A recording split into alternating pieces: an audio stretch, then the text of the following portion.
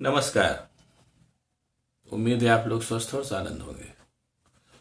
आइए आज राजनीति से इतर एक दूसरे विषय पर चर्चा करते हैं। मेरी कोशिश होगी कि अब राजनीति तो खैर चलो ठीक है, एक तरीके से बेसिक चीज़ है ही और हमारे पूरे जीवन को संचालित करती है, लेकिन राजनीति के अलावा भी दूसरे सब्जेक्ट्स हैं, मसलन क्राइम है, सोसाइटी है, उन पे भी कभी कभी चर्चा किया करूँगा। आज मैं चर्चा करूँगा लगातार बढ़ते हुए साइबर क्राइम के ऊपर। और उसकी मेरे दिमाग में इस पे बोलने की बात कुछ दिन पहले आई थी, जब मैं जिस बिल्डिंग में मैं रहता हूँ वहाँ पर 3 लड़के रहते थे। उन्होंने तीनों ने मिल के एक फ्लैट किराए पे लिया था और वहाँ यहाँ से वो अपना एक पूरा गिरोह संचालित करते थे। और वो गिरोह जैसा पता चला बाद में कि बहुत ही बड़े मतलब पैमाने पर वो अपना गिरोह चलाते थे। और जब पकड़े गए तीनों तो उनके पास से जैसा बताया जा रहा था कि बहुत सी नकदी और तमाम चीज़ें बरामद हुई। बहरहाल पुलिस उनको सबको ले गई और कहीं से भी देखने पे नहीं लगता था, उन लड़कों को देखने से वो घुलते मिलते थे, सबसे बात बात करते थे। सारी बातें थी कि कहीं से ये एक इतने बड़े साइबर क्राइम के पूरा मतलब नेटवर्क चलाते होंगे। इतना ऐसा मैंने देखा अभी कुछ दिन पहले की बात। और वैसे भी आप आजकल देखिए, अखबार पढ़िए तो अखबार में आपको चैनल पे तो कम चीज़ें आती है, लेकिन अखबार में 2 4 10 साइबर क्राइम के मामले रोज ही दर्ज होते हैं। अभी कुछ दिन पहले आंकड़ा आया था। आंकड़े के हिसाब से मंगलौर जो है वो हिंदुस्तान में सबसे ज़्यादा पहले नंबर पर साइबर क्राइम के मामले में। उसके बाद दूसरे नंबर पे दिल्ली है, तीसरे नंबर पे हैदराबाद है और चौथे नंबर पे लखनऊ है। और वैसे भी उत्तर प्रदेश में लखनऊ टॉप है साइबर क्राइम के मामले में। हजारों मामले सालाना इसमें दर्ज किए जाते हैं साइबर क्राइम के। अब आप इससे ये भी अंदाजा लगाइए कि ये तो वो मामले हैं, जो बड़े मामले हैं, जो दर्ज हो जाते हैं, जिन पे जांच पड़ताल होती है। कुछ पकड़े जाते हैं, कुछ नहीं पकड़े जाते होंगे। लेकिन यह है कि जो छोटे छोटे जो ठगी के मामले हैं उनकी तो न कोई जांच, न कोई दर्ज कराता है, न कोई उतना ध्यान देता है। सवाल ये पैदा हो रहा है कि अपराध के मामले में जो अपराधों का भी एक प्रकार होता है। अगर आप उसको ठंडे दिमाग से देखें, कुछ तो पारंपरिक अपराध होते हैं, चोरी डकैती हत्या बलात्कार, ये सब जो है सब पारंपरिक अपराध हैं जो बहुत लंबे समय से हो रहे हैं और आगे भी होते रहेंगे। लेकिन उसके अलावा जो है वो और कुछ थोड़े से वैसे अपराध होते हैं, मतलब रिलीजियस अपराध होते हैं, जैसे आप लोगों ने देखा होगा कि वो साधु साधु वाधु बन करके आगे लोग दरवाजों पे ठगी कर लेते हैं, ये भी होता है। लेकिन ये जो साइबर क्राइम है, ये साइबर क्राइम समझ लीजिए कि अपराध की दुनिया में एक नया प्रवेश है अपराध की दुनिया में। और करीब 10 सालों से इसमें लगातार तेजी होती जा रही है। उसकी वजह कई हैं। एक तो ये है कि अब आज की तारीख में जो नेट बैंकिंग बहुत ज़्यादा प्रचलित हो गई है और कंप्यूटर का संजाल बहुत बड़ा है, नेट का संजाल बहुत बड़ा है। और इस तरीके से जो है वो साइबर का क्या नाम है, ताना बाना बहुत बढ़ गया है। तो जाहिर सी बात है इसमें भी अपराध जगत ने इसमें भी घुसपैठ कर दी है। लेकिन एक चीज़ जिस पे बहुत लोगों का ध्यान नहीं जाता है और उसी चीज़ पे मैं ध्यान दिलाना चाहता हूँ। अगर फर्दर कोई रिसर्च हो तो बात आंकड़े सामने आ भी जाएंगे। या आप लोग ये देखिए कि पिछले करीब 10 सालों से जब से अपराध साइबर क्राइम का ग्राफ बढ़ा है, तभी उसी के पैरेलल जो है वो बेरोजगारी भी बहुत ज़्यादा बढ़ी है। आप इसका आप मतलब कभी आप इसके भी आंकड़े सामने आएंगे कि साइबर क्राइम के पैरेलल ही बेरोजगारी भी लोगों की बहुत बढ़ी है। यानी और आज की जो जनरेशन है वो कंप्यूटर दक्ष जनरेशन है, ये सभी जानते हैं, इसको कोई कहने की जरूरत नहीं है। बच्चा पैदा होते एक तरीके से कंप्यूटर के साथ पैदा होता है। मोबाइल क्राइम आजकल हर हाथ में है।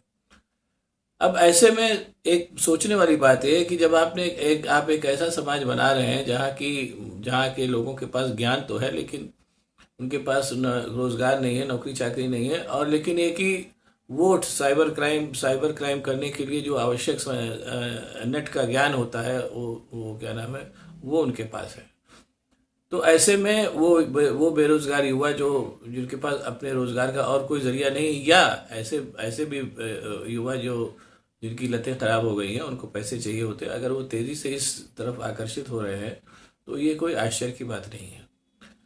पहले क्या होता था कि अब तो मुझे पता नहीं हो रहा है या नहीं हो रहा, हो ही रहा होगा कि पहले क्राइम को लेकर के बाकायदा एक क्या नाम है लगातार एक रिसर्च भी चलती रहती थी। अभी हो ही रही होगी, ऐसा नहीं है। अब आप लोगों को मैं बताऊंगा कि बात चली इसलिए बता रहा हूँ कि 1863 का जो पीनल कोड है, इंडियन पीनल कोड जो अभी भी लागू है, 1800 इस पीनल कोड को लागू करने के पहले अंग्रेज़ों ने हिंदुस्तान में बहुत ही व्यापक पैमाने पर रिसर्च करवाया था। और उस रिसर्च का आधार ये था कि विषय ये था कि देखिए भारत में कौन से सामाजिक और राजनीतिक वजहें हैं जिनकी वजह से अपराध हो रहे हैं, और वो कौन कौन से अपराध हैं जो भारत में ज़्यादा होते हैं। उसी के आधार पर उन्होंने बहुत से सुधार किए थे, और इंडियन पेनल कोड का आधार भी वो रिसर्च थी। और उस रिसर्च को अगर आप लोग अभी भी पढ़ना चाहते हैं तो पढ़ सकते हैं। किताब आती है द कन्फेशन ऑफ ए ठग। वो जो रिसर्च किया गया था, उस रिसर्च के आधार पर ये किताब एक लिखी। बहुत से पेपर्स लिखे गए थे, किताबें लिखी गई थी।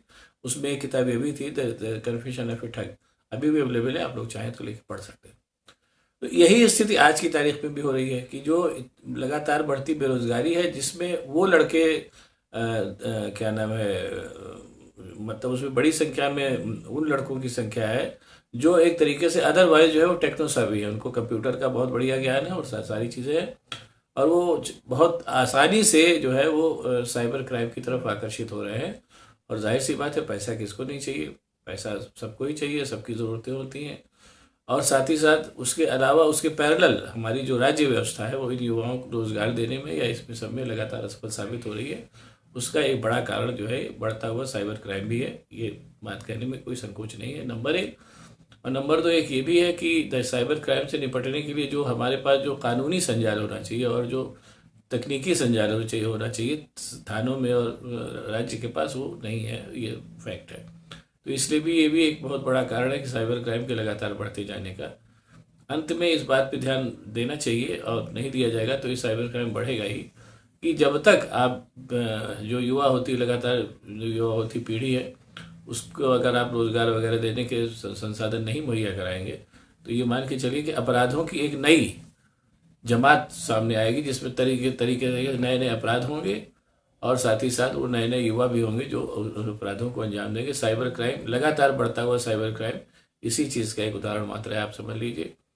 और उसके अलावा ये भी जान लीजिए कि अपराधों के जो और भी जैसे मतलब चोरी है, छिनैती, ये सब तो परंपरागत अपराध है, लेकिन अपराधों के और भी ऐसे तमाम नए प्रकार अभी सामने आएंगे अगर बदलते हुए समाज को एडजस्ट करने की और उनकी आवश्यकताओं की पूर्ति करने की क्या नाम है प्रक्रिया नहीं चालू की राज्य व्यवस्था ने, तो अभी ये मान के चलिए बढ़ते जाएंगे। और ख़ास तौर से अभी आप लोगों ने गौर किया होगा, जैसे मैंने आपको बताया कि बंगलौर, दिल्ली, हैदराबाद और लखनऊ, ये चार जो है, चार मतलब शीर्ष चार पर इन जगहों का स्थान आता है साइबर क्राइम में। उसका कारण सीधा से है कि ये चारों की चारों मेट्रो सिटीज़ है, जहाँ पर कहाँ से लड़के आ रहे हैं, कैसे रह रहे हैं, क्या कर रहे हैं, उनके बारे में कोई जानकारी नहीं है। छोटी जगहों पे क्या होता है कि आसपास लोगों की निगाह रहती है, लोग जानते हैं कि कौन कहाँ है, उसकी क्या बैकग्राउंड है, कैसे कैसे आया है। लेकिन जो बड़े शहर है उनमें आपको नहीं पता कि कौन कहाँ से आया और अपने फ्लैट में, अपने घर में क्या कर रहा है। और ये मान के चलिए, और ये कह के मैं बात ख़त्म करूँगा कि साइबर क्राइम जो है, जो तेज़ी से उभरता हुआ क्राइम है, ये कहीं ना कहीं इस बात की ओर इशारा कर रहा है कि हमारी राज्य व्यवस्था बढ़ते हुए युवा हाथों को रोजगार देने में अक्षम साबित हो रही है, जिसका एक परिणाम साइबर क्राइम भी है। और ये कहने में कोई हिचक नहीं कि अपराधों के अभी दूसरे प्रकार भी सामने आएंगे, देखिए वो भी बात सामने आएगी। अब अगर आपको ये वीडियो पसंद आए तो इसको लाइक करिए, शेयर करिए, साथ ही साथ मेरे चैनल को सब्सक्राइब करिए ताकि मैं और भी ऐसी बातें आपको बताता रह सकूँ। बहुत बहुत धन्यवाद, नमस्कार।